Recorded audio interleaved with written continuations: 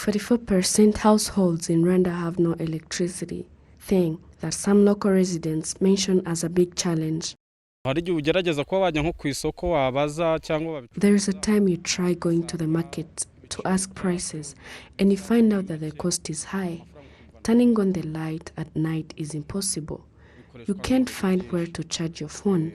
You will find people going to charge their phones far away and paying for that service. In 2017, the World Bank provided $48.9 million, which is 47 billion Rwandan francs, to BRD's Renewable Energy Fund to distribute power energy. So far, about 10,000 households have got solar energy, and the target was to reach 2023 while having 445,000 households that have solar energy. To solve this problem, the Rwanda Development Bank has signed agreements with the Swedish International Development Corporation agents of $20 million that will help the citizens in paying the loan, and $15 million from World Bank that will help the citizens in getting collateral for their loans to be able to afford solar energy equipments. The CEO of the Rwanda Development Bank, Kameta Sainzoga, has said that they are confident that more people will apply for the loans. The reason why we are confident that that our citizens will have access to solar systems is because we have addressed two of their key challenges. We started with the needs of the rural population. We know that everybody wants access to electricity. Everybody sees the impact of having electricity at home, but the issue was affordability for citizens, and then access to finance for the solar companies. So the products that we're launching today will help the citizen have access to affordable solar system.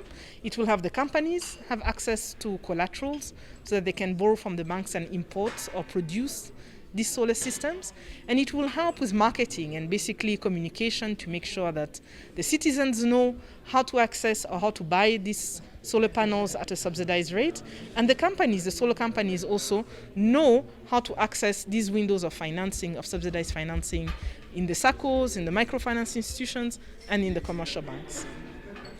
Ambassador Clever Gatete, the Minister of Infrastructure, has said that the citizens in first and second categories of the Ubudehe program will be facilitated.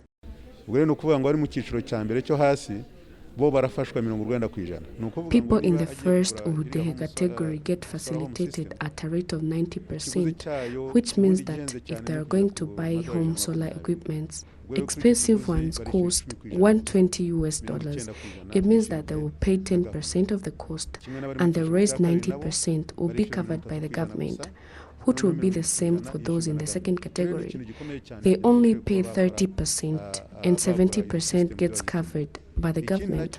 Another thing was the collateral problem, where they asked to provide houses or land as a collateral, which can be hard to get, especially for those in the first category. That is why we asked for more money to act as a guarantee, which is $20 million from the Swedish International Development Corporation agency that can be increased when necessary so that they can provide collateral for local residents instead of them trying to get it on their own. And it will make it easier for banks because when there is a guarantee, everything else is done quickly.